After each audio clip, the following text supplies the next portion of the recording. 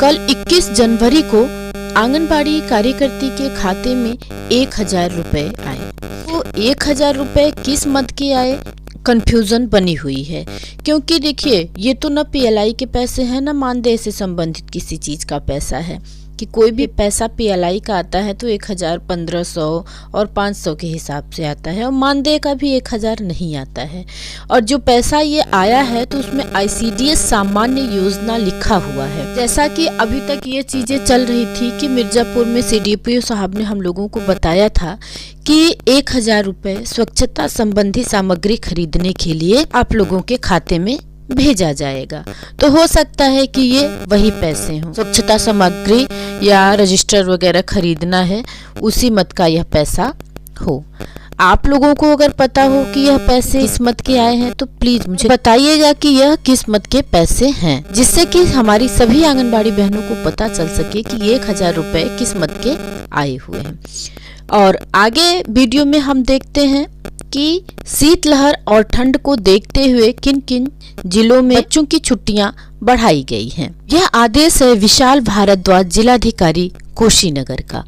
जनपद में अत्यधिक ठंड व शीतलहर के दृष्टिगत आपदा प्रबंधन अधिनियम 2005 की धारा 30(2) में प्रदत्त शक्तियों के आधार पर छात्र हित को देखते हुए प्ले वे को सम्मिलित करते हुए कक्षा 1 से कक्षा 8 तक के समस्त परिषदीय राजकीय सहायता प्राप्त मान्यता प्राप्त समस्त बोर्ड के विद्यालयों में दिनांक 22 से 25 जनवरी 2025 तक शिक्षण कार्य बंद रहेगा, जिसमें विद्यालयों में बच्चे उपस्थित नहीं होंगे, किंतु उक्त विद्यालयों में शिक्षक व शिक्षणेतर कर्मचारी विद्यालय में उपस्थित रहकर विभागीय कार्य जैसे डीवीटी, यूडायस, अपार आईडी, आधार कार्ड बनवाने आदि कार्यों का संपादन सुनिश्चित करेंगे। उक्त अवधि में छात्र हित में ऑनलाइन कक्षाओं का संचालन सुनिश्चित किया जाए।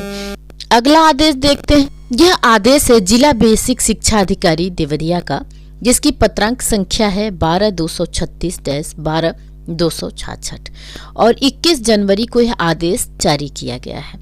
जनपद में मौसम परिवर्तन के कारण पड़ रही भीषण ठंड के दृष्टिगत जिलाधिकारी महोदय देवरिया की अनुमति दिनांक 21/1/2025 के अनुपालन में जनपद में संचालित समस्त बोर्डों, परिषदीय राजकीय मान्यता प्राप्त सहायता प्राप्त के विद्यालयों में अध्ययनरत कक्षा 8वीं तक के छात्र छात्राओं के हितों के दृष्टिगत दिनांक 22 जनवरी 2025 एवं 23 जनवरी 2025 को छात्र छात्राओं हेतु विद्यालय में उपस्थित हो शिक्षण कार्य से अवमुक्त किया जाता है तथा इस अवधि में परिषदीय राजकीय मान्यता प्राप्त सहायता प्राप्त विद्यालयों के अन्य शिक्षक विद्यालय में उपस्थित रहकर अपार आईडी, यूडायस संबंधी कार्यों एवं अन्य विभागीय कार्यों को संपादित करेंगे। अगला आदेश है अनुभव झा, जिलाधिकारी महाराजगंज का, जो कि 21 जनवरी को जारी किया गया है। जाड़े के मौसम में तापमान में काफी गिरावट होने के कारण विद्यालयों में अध्ययनरत छात्र छात्राओं के स्वास्थ्य को दृष्टिगत रखते हुए जनपद महाराजगंज के कक्षा 1 से 8 तक के समस्त राजकीय वित्त पोषित समस्त बोर्ड से मान्यता प्राप्त परिषदीय अशासकीय सहायता प्राप्त समस्त बोर्ड से मान्यता प्राप्त विद्यालयों में दिनांक 21 व 22 जनवरी 2025 को शिक्षण कार्य बंद रहेगा, परंतु विद्यालय में कार्यरत समस्त शिक्षक शिक्षणेतर कर्मचारी विद्यालय में उपस्थित रहकर शिक्षण कार्य से अतिरिक्त अन्य विद्यालयी कार्यों का निष्पादन करना सुनिश्चित करेंगे। यह आदेश है सिद्धार्थनगर के जिलाधिकारी डॉक्टर राज गणपति आर का, जो कि 21 जनवरी को जारी किया गया है। अत्यधिक ठंड व शीतलहर के दृष्टिगत जनपद में संचालित प्री प्राइमरी से कक्षा 8 तक के समस्त परिषदीय राजकीय एवं मान्यता प्राप्त समस्त बोर्ड विद्यालयों में दिनांक 22 जनवरी 2025 को शिक्षण कार्य स्थगित रहेगा तथा सभी शिक्षण शिक्षणेतर कार्मिक विद्यालयों में उपस्थित होकर विद्यालय समावधि में डीबीटी, यूडायस प्लस अपार आईडी आदि महत्वपूर्ण कार्यों का संपादन सुनिश्चित करेंगे। उक्त आदेश का कड़ाई से अनुपालन सुनिश्चित किया जाए। अगला आदेश है कृष्णा करुड़ेश, जिलाधिकारी गोरखपुर का। पृथ्वी विज्ञान संस्थान, भारत मौसम विज्ञान विभाग, मौसम केंद्र लखनऊ, भारत सरकार के उत्तर प्रदेश उपभाग दैनिक मौसम पूर्वानुमान बुलेटिन संख्या 021/2025 दिनांक 21 जनवरी 2025 के अनुसार जनपद में दिनांक 22-23 जनवरी 2025 को शीतलहर का ऑरेंज अलर्ट जारी किया गया है।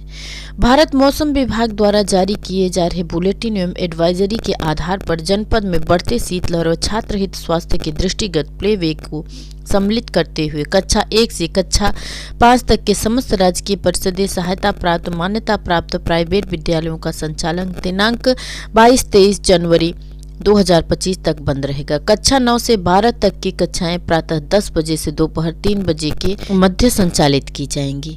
तो निर्देशित किया जाता है कि समस्त तहसील व संबंधित विभाग उक्त आदेश कड़ाई से अनुपालन कराना सुनिश्चित करें। यदि कोई विद्यालय उक्त आदेश की अवहेलना करता है तो आपदा प्रबंधन अधिनियम 2005 के अंतर्गत उनके विरुद्ध कठोर दंडात्मक कार्रवाई सुनिश्चित की जाएगी।